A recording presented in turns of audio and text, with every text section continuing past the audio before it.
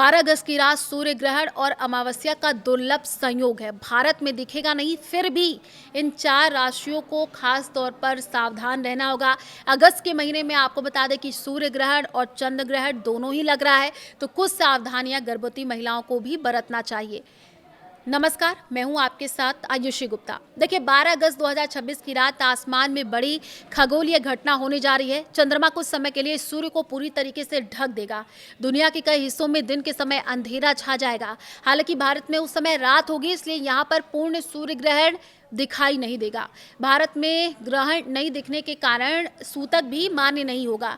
पूजा पाठ, मंदिर और दैनिक आप सामान्य रूप से आप कर सकेंगे। फिर भी ज्योतिष के जानकार इस ग्रहण को पूरी तरह प्रभावहीन नहीं मान रहे हैं।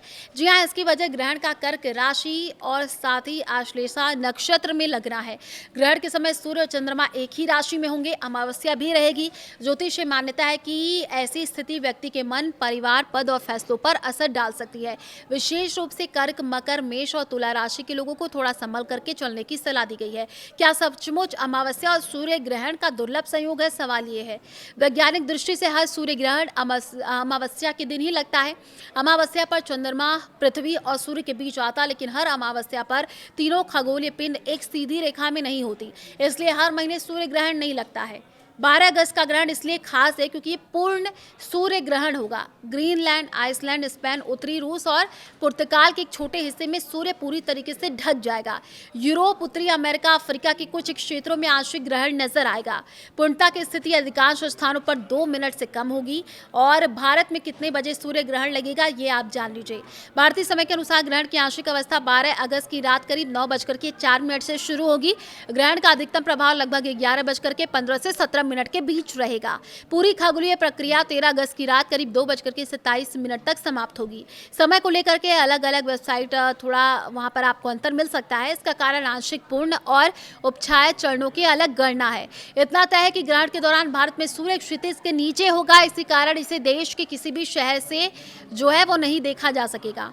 ग्रहण दिखाई नहीं देगा तो राशियों पर असर कैसे होगा? इस सवाल के 2 हिस्सों में आपको समझना जरूरी है।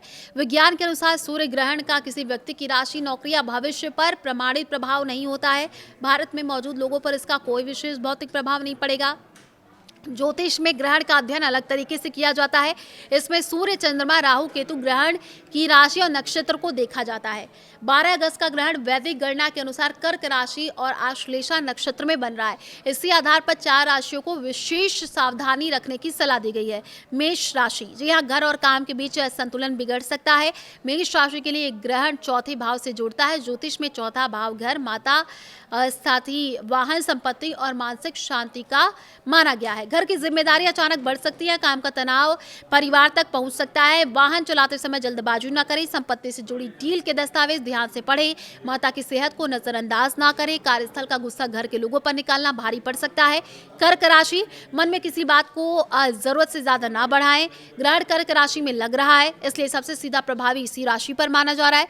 मन अशांत रह सकता है। छोटी बात पर परेशानी हो सकती है। परिवार के किसी सदस्य की बात दिल पर लग सकती है। इन लोगों को ग्रहण से अगले 7 दिनों तक बड़े फैसले जल्दबाजी में नहीं लेने चाहिए। वहीं पर तुला राशि की बात करें, करियर में जल्दबाजी से बिगड़ सकती है बनी हुई बात। तुला राशि के लिए कर्क राशि 10वें भाव में आती है। ये भाव नौकरी, कारोबार, पद और प्रतिष्ठा से जुड़ा हुआ बताया जा रहा है। अब नई नौकरी का प्रस्ताव आकर्षक लगे तो उसकी शर्तें जांचें। ऑफिस की राजनीति में पक्ष लेने से बचे। सोशल मीडिया पर ऐसे टिप्पणी ना करें जिससे पेशेवर छवि प्रभावित हो। अगले कुछ दिनों तक परिणाम से अधिक प्रक्रिया पर ध्यान देना बेहतर होगा। मकर राशि, रिश्तों में शक पैदा कर सकता है परेशानी।